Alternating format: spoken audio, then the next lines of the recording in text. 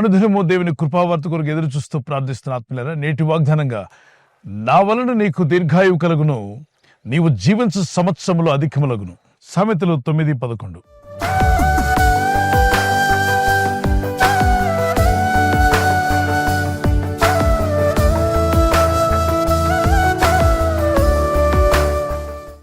దేవుని యందు భయభక్తి కలిగిన వారు దీర్ఘాయుషు కలిగి జీవించినట్టుగా చూస్తాం. పాత నిబంధనలో ఆదికాండంలో మనకు కనిపిస్తారు. ఆదాము 930 సంవత్సరాలు బతికాడు.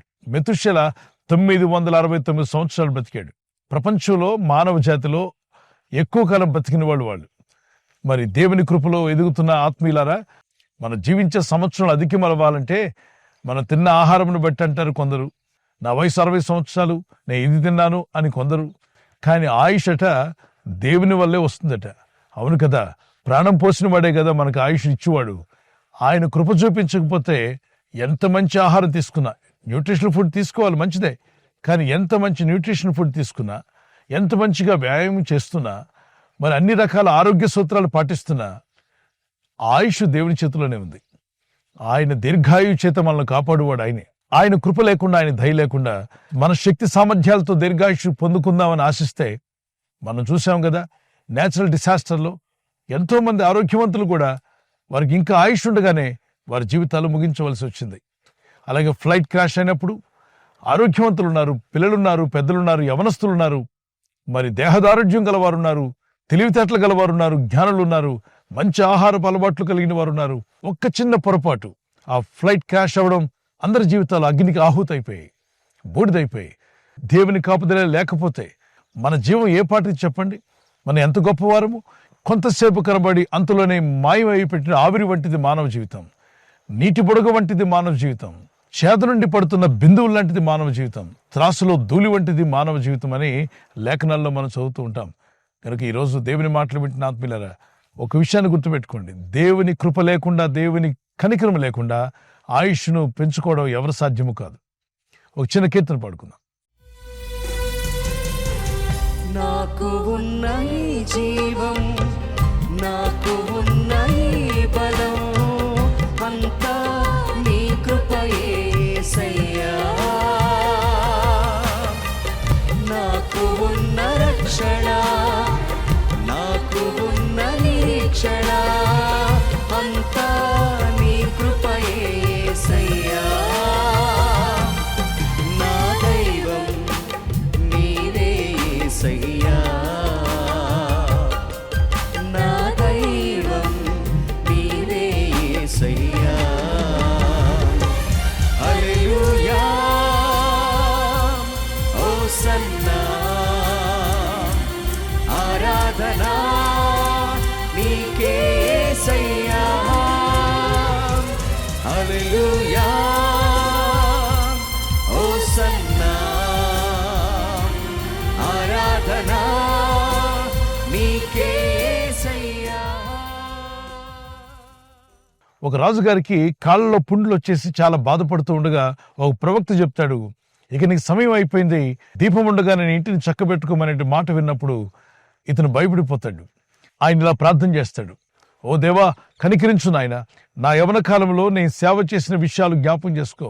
నీ మందిర విషయంలో, నీ పరిచయ విషయాల్లో, నీ యాజకుల విషయంలో నేను ఎలా ప్రవర్తించానో ఒక్కసారి జ్ఞాపకం చేసుకోమని కన్నీళ్లతో ప్రార్థిస్తూ ఉండగా అతని కన్నీళ్లు చూసిన దేవుడు అతని ప్రార్థన మనవి విని మళ్ళా ప్రవక్తను పంపిస్తాడు.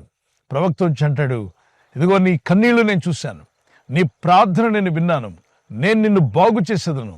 3వ దినమున దేవుని మందిరానికి వెళ్ళి నువ్వు దేవుని స్తుతించి ప్రార్థించి వస్తావని చెప్తాడు. అది అసాధ్యం అసలు. యాక్చువల్లీ అతనికి వచ్చిన రోగం మరణకరమైంది. అతను బాగుపడడం అసాధ్యం. అసాధ్యమైన వాటిని సుసాధ్యం చేసే గొప్ప దేవుని మనం సేవిస్తున్నాం. ఈ రోజుల్లో క్యాన్సర్ అని ఎలా వింటున్నామో, ఆ దినాల్లో మరణకరమైన వ్యాధి అంటే అలాంటి భయంకరమైన వ్యాధి. అది పెరిగి పెరిగి అతను ప్రాణాన్ని తీసుకుపోతుందని చెప్పి ప్రవక్త చెప్పినప్పటికీ ఈ భక్తుడు మొండి పట్టుతో ప్రార్థన చేస్తాడు. దేవా, నాకు జీవం కావాలి, నేను ఇంకా బతకాలనుకుంటున్నాను, నాకు ఆయుష్ పెంచేవాడు నీవే, నేను ఎవరి వద్దకు వెళ్ళి అడగలను, నాకు ఆయుష్ని ఇచ్చేవాడు నీవే, నేను జీవించే సంవత్సరం అధికం చేయవాడు నీవే, గనుక సహాయం చేయమని ప్రార్థించగా దేవుడు అతని మనవి ఆలకించి అతనికి 15 సంవత్సరాలు ఎక్కువగా బతికే కృపనిచ్చాడు.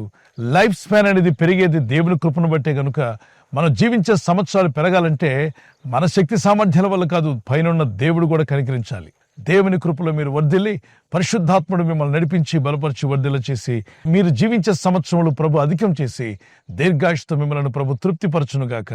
ఆమేన్. ప్రార్థన చేసుకుందాం పిల్లలు. పరలోకమందున్న మా తండ్రి, మీ వాగ్దానములు ఎంతో సత్యములై ఉన్నాయి. మీరు చెప్పిన ప్రతి మాట అది ఎంతో విలువైనది నాయన. మాకు దీర్ఘాయుష్నిచ్చేవాడు నీవే, మేము జీవించే సంవత్సరం అధికంగా చేసేవాడు కూడా నీవే. మాకు శక్తిని, సామర్థ్యమును, ఆయుష్ను అనుగ్రహించే నీ కృపలో మమ్మల్ని బలపరిచి నడిపించి నీ రాకడకు సిద్ధపరచమని ఇగో ఈ వాగ్దానం ఎత్తి ప్రార్థిస్తున్న ప్రతి ఇంటిలో కూడా మేలుడు దయచేయండి.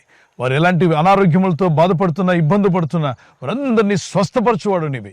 మరణకరమైన రోగము నుండి ఇజికియా అనే రాజు అతను చేసిన ప్రార్థన విని అతని కన్నీళ్లు చూసి అతనిపై కనికరించి బాగు చేసిన ప్రభువా, ఈరోజు కన్నీళ్లతో ప్రార్థిస్తున్న నీ బిడ్డలను జ్ఞాపం చేసుకుని వీరికి కలిగిన మరణకరమైన రోగాలు, వ్యాధులు, సమస్యలు అవి ఏవైనా సరే తొలగించగల శక్తివంతుడైన నీ నామములో ప్రార్థిస్తుండగా ఈ ప్రజలందరికీ విడుదల, స్వస్థత, సమాధానం కలుగునుగాక. వీరు జీవించే సంవత్సరంలో నీ చిత్త ప్రకారంగా అధికమవునుగాక. ఈరోజు ప్రార్థించి ప్రయత్నించబోతున్న శంకుస్థాపన అయిన, గృహప్రవేశమైన, ఒక బిజినెస్ ప్రారంభిస్తున్నా, ఉద్యోగ ప్రారంభానికి వెళ్తున్నా, ఒక మంచి కార్యక్రమాన్ని ప్రారంభిస్తుండగా, నేను వారి బిడ్డల వివాహం కొరకు ప్రయత్నాలు చేస్తుండగా వారు చేస్తున్న ప్రయత్నాలు ఫలించలాగున మీ దూతలకు ఆజ్ఞాపించండి. ఎవరైనా హాస్పిటల్లో ఉన్నా, ఐసీయూలో ఉన్నా ప్రభు, ఎవరైతే సీరియస్ కండిషన్లో ఉండి బాధపడుతున్నారో వారికి యేసు నామములో స్వస్థతను అనుగ్రహించండి. కృంగిపోయిన వారిని లేవనెత్తండి. మీ గాయపడిన హస్తమును చాపి వారికి ఉన్న సకల రోగాల నుండి విడుదల ఇచ్చేయి. వారిని లేపి నడిపించడాన్ని సాక్షులుగా నిలబెట్టుకోండి. ఈ ఉదయకాలం ప్రతి రోగి యేసు నామములో స్వస్థత నొందునుగాక. తండ్రి, ఈ దినం ఎవరైతే ప్రయాణమై వెళ్ళబోతున్నారో, అది రైలు మార్గమైనా, ఆకాశ మార్గమైనా, బస్సుల్లో, వాహనాల్లో ఎక్కడ ప్రయాణం చేస్తున్నా, రోడ్డు మార్గంలో ఏ వాహనంలో వారు ప్రయాణం చేస్తున్నా, నీ ప్రజలకు కాపాడే దూతలను పంపండి. దీర్ఘాయుష్తో తృప్తిపరుస్తానన్నావు. నిన్ను ప్రేమించేవారుగా, నీ నామం నెరిగిన వారుగా, నీకు లోబడేవారుగా, నిన్ను ఘనపరిచేవారుగా వీరందరినీ బలపరిచి వాడుకోమని యేసుక్రీస్తు పరిశుద్ధ నామములో అడుగుచున్నాను నా పరలోకపు తండ్రి. Amen. Amen. God bless you.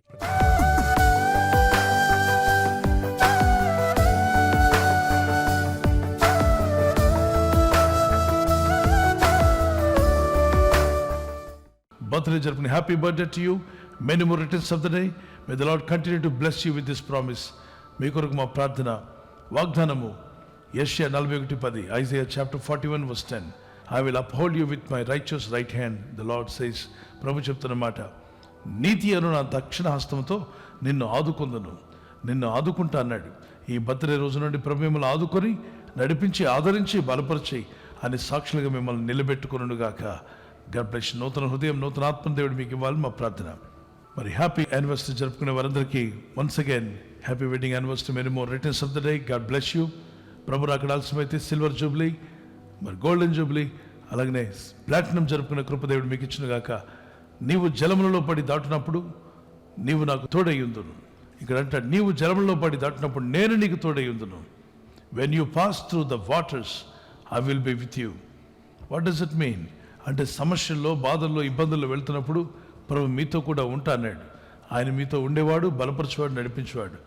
ఈ వాగ్దానం మీ పట్ల నెరవేరునుగాక. భార్య పట్ల భర్త, భర్త పట్ల భార్య ప్రేమానురాగం కలిగి జీవించడానికి పరిశుద్ధాత్మను మీకు సహాయం దయచేయునుగాక. God bless you. మీ లవ్ అండ్ ఎఫెక్షన్ అది న్యూలీ ప్రభు నూతన పరిచి దీవించునుగాక. ఆమేన్. God bless you. ఈ ఛానల్ మీరు సబ్స్క్రైబ్ చేసుకోవడం వలన 2 పనులు జరుగుతున్నాయి. ఒకటి, సువార్త జరుగుతున్నది, ఆత్మలు రక్షించబడుతున్నాయి. రెండవది, పేదలకు, అనాథలకు ఈ ఛానల్ ద్వారా సహకారం అందించడం జరుగుతుంది. మనం సబ్స్క్రైబ్ చేసుకోవడం వలన అందరికీ సహాయం చేసిన వారమవుతున్నాం. ఖచ్చితంగా ఈ యూట్యూబ్ ఛానల్ ను సబ్స్క్రైబ్ చేసుకొని బెల్ బటన్ ను క్లిక్ చేయండి. మీకు వెంటనే మెసేజెస్ పంపబడతాయి.